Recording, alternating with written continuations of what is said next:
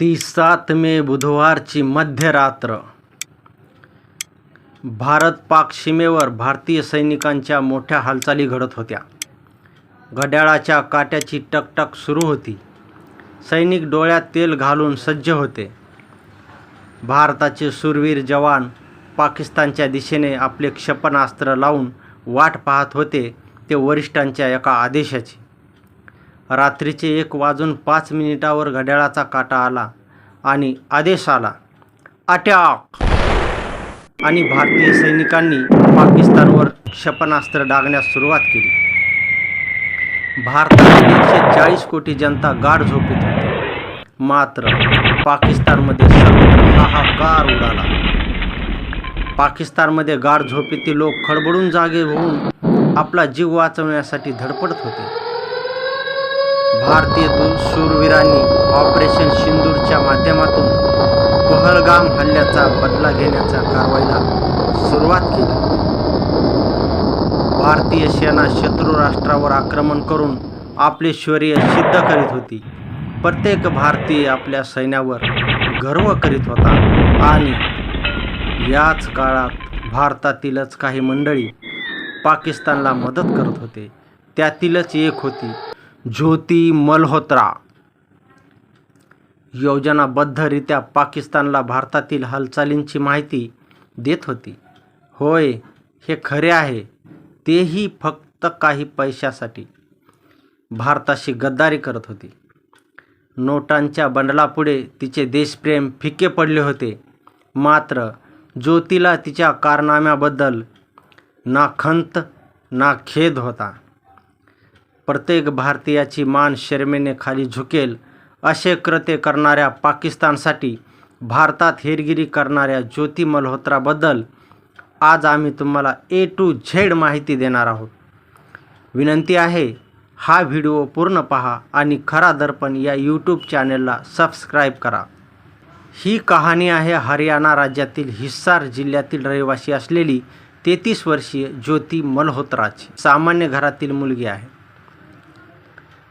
अलिशान आणि लक्झरी आयुष्य जगण्याच्या हव्यासामुळे ती देशविरोधी कारवायांमध्ये सामील झाल्याचे सांगितले जात आहे. वडिलांसोबत एका छोट्या घरात राहणाऱ्या ज्योतीला पैसे कमवण्याची इतकी घाई झाली होती की उच्च माध्यमिक शिक्षण झाल्यावर तिने त्वरित नोकरी शोधण्यास सुरुवात केली. सुमारे 14 वर्षापूर्वी तिने एका कोचिंग इन्स्टिट्यूटमध्ये पहिली नोकरी स्वीकारली होती. नोकरी सोडल्यानंतर ज्योती मल्होत्रा हिसारपासून 20 किलोमीटर दूर असलेल्या एका खाजगी शाळेत शिक्षिका म्हणून काम करू लागली. मात्र तिने तिथेही फार काळ काम केले नाही आणि नंतर हिसारमधील एका कॉलेजजवळ असलेल्या एका मार्केटमध्ये एका खाजगी कार्यालयात काम करू लागली.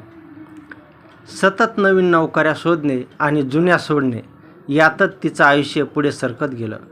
पण तिला तिच्या स्वप्नांप्रमाणे जीवन जगता येत नव्हतं. सध्याच्या सोशल मीडियाच्या जगात यूट्यूबच्या माध्यमातून तिने पैसे कमावण्याचे ठरविले. तिने ट्रॅव्हल विथ जो नावाचे यूट्यूब चॅनल सुरू केले. आपल्या अस्खलित हिंदी भाषा आणि पर्यटनविषयीच्या महत्त्वपूर्ण माहितीचे व्हिडिओ ती यूट्यूबवर अपलोड करू लागली. पाहणाऱ्यांनाही ते पसंत येऊ लागले. पाहता पाहता तिच्या चॅनलचे 3,78,000 सबस्क्रायबर झाले.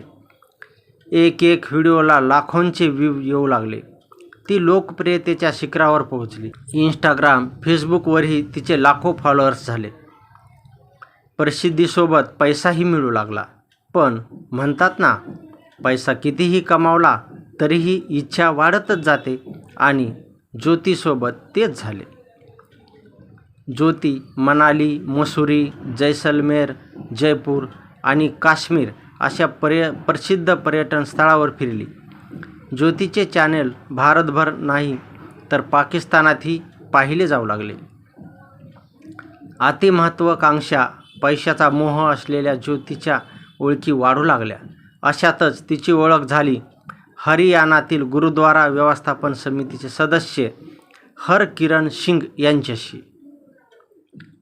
ज्योतीची महत्त्वाकांक्षा पाहून हरकिरणने तिची ओळख भारतातील पाकिस्तानी दूतावासातील दानिश उर्फ एहसान उर रहीम या अधिकाऱ्याशी करून दिली.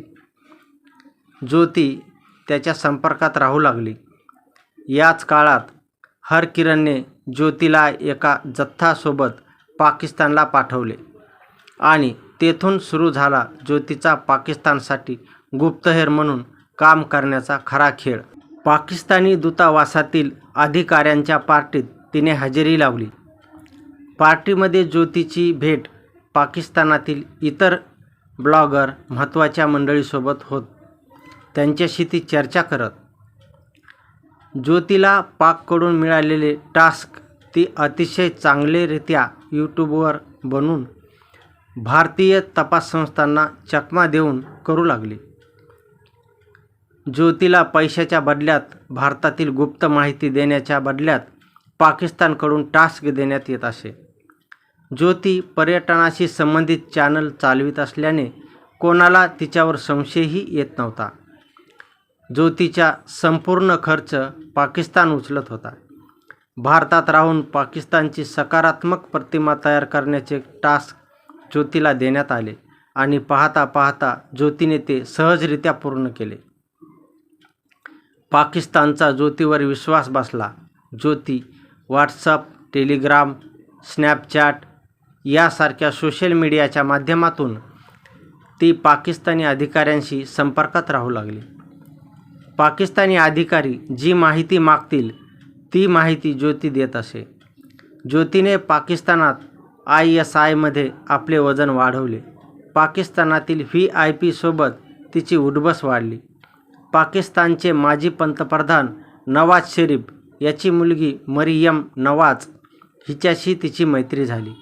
तिने आपल्या यूट्यूब चॅनलसाठी मरियम नवाजची मुलाखत घेतली. भारताने ऑपरेशन सिंदूर केल्यानंतर तपास यंत्रणा भारतातील सोशल मीडियावर डोळ्यात तेल घालून तपास करू लागली आणि येथेच ज्योती तपास यंत्रणेच्या नजरेत आली. ज्योतीला 17 मे रोजी अटक झाली. अटक झाल्यानंतर पोलिसांनी मध्यरात्री 1:15 वाजता ज्योतीच्या घराची झडती घेतली. त्यात काही महत्त्वपूर्ण कागदपत्रे, साहित्य, मोबाईल, लॅपटॉप जप्त करण्यात आला. अटकेनंतर तिने खळबळजनक खुलासे केले आहेत. अटकेनंतर तिच्या देशविरोधी कारवायाच्या एक सुरस-कथा समोर येत आहेत. ज्योती 3 वेळा पाकिस्तानात गेली आणि अटक होण्यापूर्वी ती 4थ्यांदा पाकिस्तानात जाण्याची तयारी करत होती.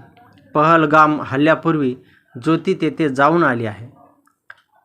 ज्योतीचे चीन आणि इंडोनेशियामध्ये सुद्धा नेटवर्क असल्याची माहिती उघड झाली आहे. ISI या पाकिस्तानी गुप्तचर संस्थेसाठी ती हेरगिरी करत असल्याचाही संशय आहे. तपास यंत्रणा तिच्या हेरगिरीबद्दल वेगवेगळ्या अँगलने सध्या तपास करत आहेत.